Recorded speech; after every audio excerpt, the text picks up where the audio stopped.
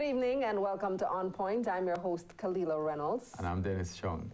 Well, Dennis, viewers, tonight we have William Mahfood joining us. He's the chairman of Wisynco. And, you know, it's so funny, Dennis, because there's so many issues that his company is in the middle of right now. You have the sugary ban, you have the whole discussion about the continuation of sugar with their acquisition of Worthy Park. You have plastics ban coming. So I'm sure he has a lot of stuff to he's affected by.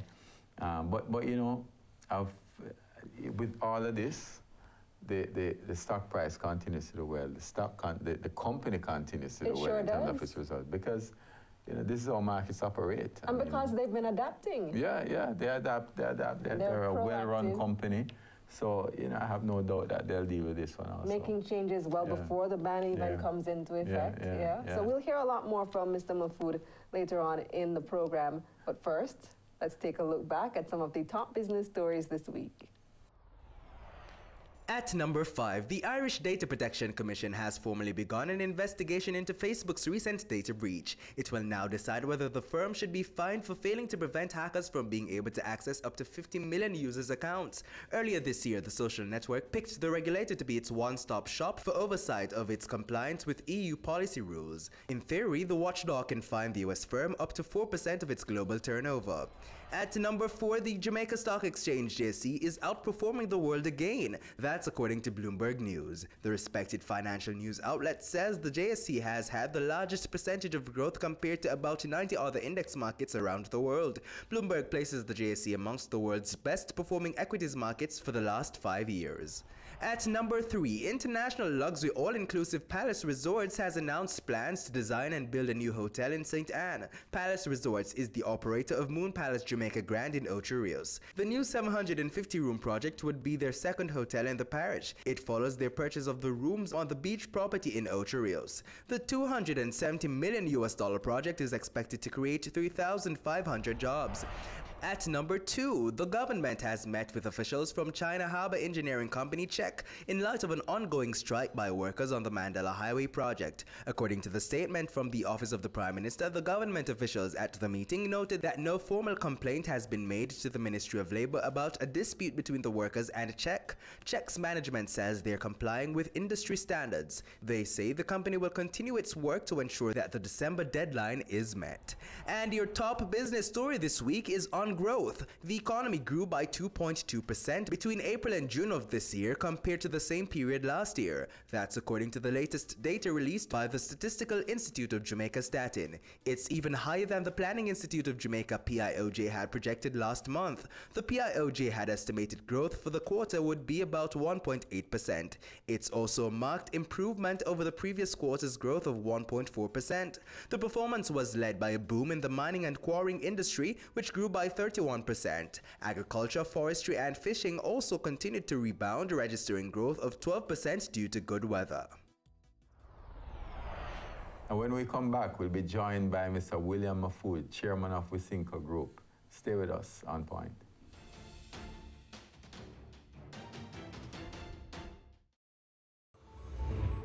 Growth Tech is making connectivity like oxygen.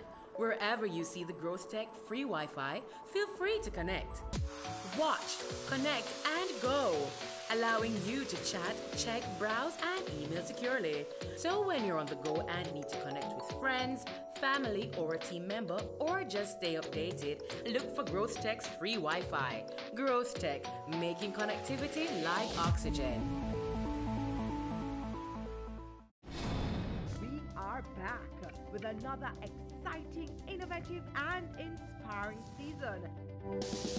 It takes a lot of stick-to-itiveness, being consistent and persistent in whatever you're doing. That's the bottom line. Business exists to add value to people's lives. And if we're not doing that, might as well we lock down the store and just call it a day. It's a season 3 of Creating Wealth, Mondays at 8 p.m. on Business Access TV.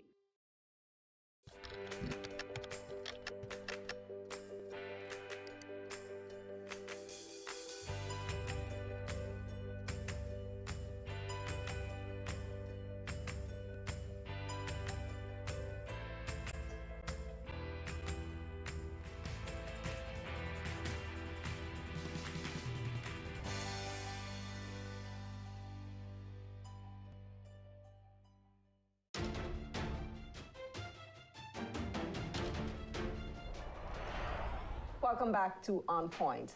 On January 1, schools across the island will have to start providing healthier drinks for students. That's because the Ministry of Health will be implementing a ban on sugary drinks in schools. One manufacturer has already responded. As of next month, Wisynco will no longer be selling sugary drinks to children in schools. Here's more on that. Our next generation, our children, are suffering from an obesity epidemic, which is going to lead to significant health effects later on at our expense, but also at their and their families' expense and the future of the country's expense. And we need to do something about it, Mr. Speaker, and do something about it now. Dr. Tufton said the ban will take effect in January 2019, when the government will implement a policy to restrict certain types of sugary drinks in schools. By sugary drinks, we mean beverages that contain sugar or syrup that is added by the manufacturer, Mr. Speaker. It does not include, Mr. Speaker, 100% juice or unsweetened milk. The health minister argued that the ban is necessary as the government increases efforts to reduce the incidences of non-communicable diseases in Jamaica. Approximately 70% of Jamaican children consume one or more sugar-sweetened beverage per day, and 77% of our adults are as guilty or worse. They are the ones setting the example for our children. This, Mr. Speaker, is a serious problem. Consumption of one or more servings of sugar-sweetened beverages per day is associated with a 26% greater risk of developing type 2 diabetes. These are the facts, Mr. Speaker. He notes that the Health Ministry, as well as the Education Ministry, will be meeting with manufacturers to discuss the policy before it is implemented. He urged manufacturers and distributors of these beverages to get on board with this policy. And today, Wisynco, the island's largest beverage manufacturer, did just that. As of November 1st, Wisynco will not sell any products from its portfolio to any preparatory, primary, or secondary school which has more than 6 grams of added sugar per 100 milliliter serving. What does this mean? It means that in anticipation and in preparation for the Ministry of Health and Ministry of Education's new school policy, Wisynco will preempt and also ensure that we focus on healthy products for our children. So we will continue to sell water. We will continue to sell products like cran water, 100% juices without any sugar added, and low sugar or zero sugar products. Mr. Mahfood says as a beverage company, Wisynco has a part to play in reducing obesity levels among Jamaicans. We also understand that obesity is a very complex problem, and it's caused by several different factors. As a total beverage company now, Wisynco recognizes that we can play a vital role towards a reduction of obesity and the solutions to reduce obesity in our society. He says the company has received the support of its 3 major concessionaire partners to implement the new policy. And we're joined now by the chairman of Wisynco, William Mahfood. Welcome back to On Point. Thank you, Khalila, and Dennis. Great to be here again. And William will be joining us for the entire program on a number of different issues, but we start with sugar. Yeah. William, this ban on sugar drinks in school, what's your response to that? Well, I mean, you know, let me give you a little bit of history. So as a company, Wisynco had suspended sales of drinks with added sugar to primary schools and preparatory schools back in about 2015. So we already had a very aggressive schools policy. It was in discussions with the Ministry of Health over the past year that we have now adopted what is the technically correct approach, which is sugar drinks with 6 grams or more of added sugar per 100 milliliter serving. So where did that standard originate? This is something that we, as an industry, along with the Ministry of Health, we have been in discussion now for the last, I would say, 6 months.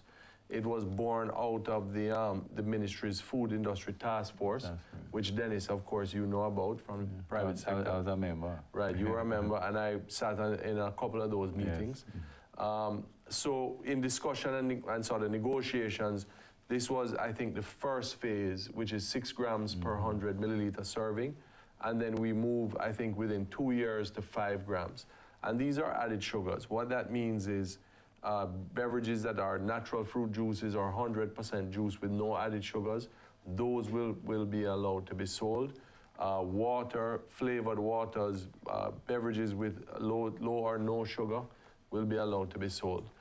We wanted to take the initiative and say, listen, we've already started this practice in primary and preparatory schools, so we're going to roll it out November 1st across all schools. So that means most of your sodas won't be sold in schools? Right. So the only sodas that they will be sold at this point, as of November 1st, will be products like the zero sugar Coke or Diet Coke, anything like that that has no sugar in it. But based on your market intelligence, William, is most of the drinks or the so-called sugar drinks actually sold at schools, or is it outside? No, let me tell you, I mean, we actually looked at the numbers recently. So if you look at the high sugar drinks like the sodas or the belly wash type products, they represent probably about 35 to 40% of our sales in schools. Most of what we sell is water, the flavored waters, which are those all would comply with the requirements of the ministry. And as well, the natural juices, True Juice, for example, which are 100% juice. Let me tell you where there's a problem. And I think this was borne out in the last